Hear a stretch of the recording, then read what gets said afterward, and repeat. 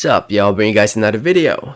Just bring you guys a quick post-fight thoughts video of the Jesus Ramos versus Luke Santamaria fight. They recently fought over at the Barclays Center in Brooklyn, New York, in the undercard of the Gervonta Davis versus Rolly Romero fight on Showtime pay-per-view. This fight was the second fight that they showed us on Showtime pay-per-view, and the fight was covered 10 rounds. It went the whole 10 rounds, and Jesus Ramos ended up winning the fight by unanimous decision.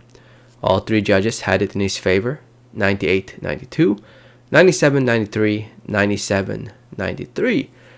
I think I had it closer compared to the other judges. I had it 96-94, 6 rounds to 4 in favor of Ramos. I thought Ramos won the fight, but I had it closer. I thought the one judge who had it 98-92 was definitely a little too wide for my taste. But I thought Luke Santamaria did a good job boxing, moving around, giving Ramos some good work. But I felt like Santamaria needed to let his hands go more to at least make this fight more competitive, or at least score a draw, or score the fight in his favor. I felt like he was more reserved, but I felt like it's mainly because he didn't want to risk too much getting hit a lot. Considering that Ramos is the naturally bigger guy, I think Santamaria should move back down in weight to 147 pounds. I feel like 154 might be a little bit too much for him, at least right now at this point in his career. I just think 154, he'll be fighting bigger guys.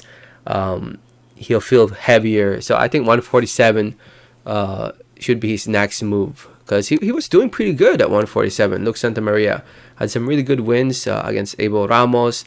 I know the Devin Alexander fight was 154 pretty much, because Alexander weighed in at 154, but he weighed in at 149 for that fight.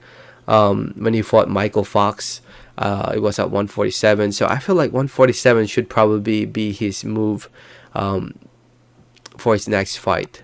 I don't know if he can make that weight. I mean, I know he's 24, he's still young, but I feel like he'll be more successful at 147. I know it's a weight division that has a lot of talent, but I think Santamaria can make a name for himself at that 147.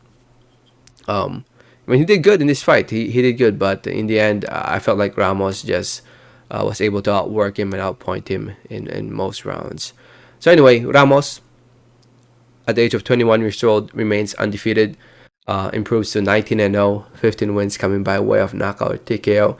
It's a good win for him. I mean, going to this fight, I expected a competitive fight, which it ended up being. A lot of people, I've seen people saying it was boring, this and that, but I thought it wasn't that bad.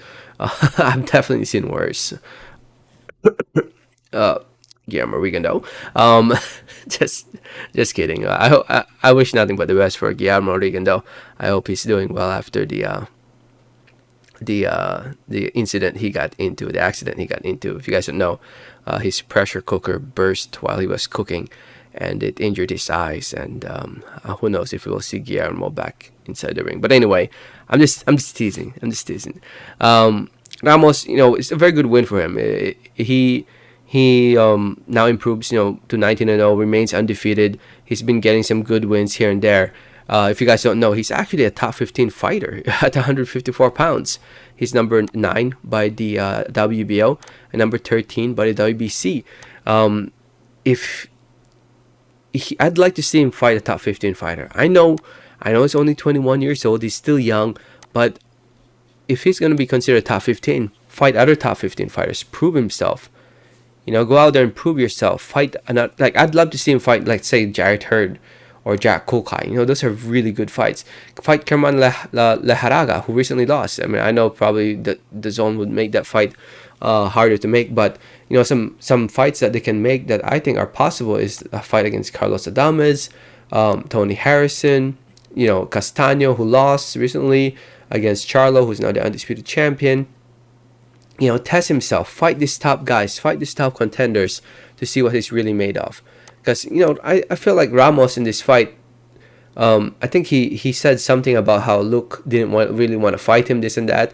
At the end of the day, it's boxing. It's hitting without getting hit. And Luke Santamaria, in my opinion, did a very good job at doing that. It's just that I felt like he needed to let his hands go more a little bit in some of those rounds. But I'd like to see Ramos just test himself against, I would say, a more experienced fighter, who, like somebody like Tony Harrison or Carlos Adames, and hopefully he does eventually. Hopefully, Terrell Goucher actually would be a good fight. I know Terrell just lost, but I think that would be a good fight. Why not? Test yourself.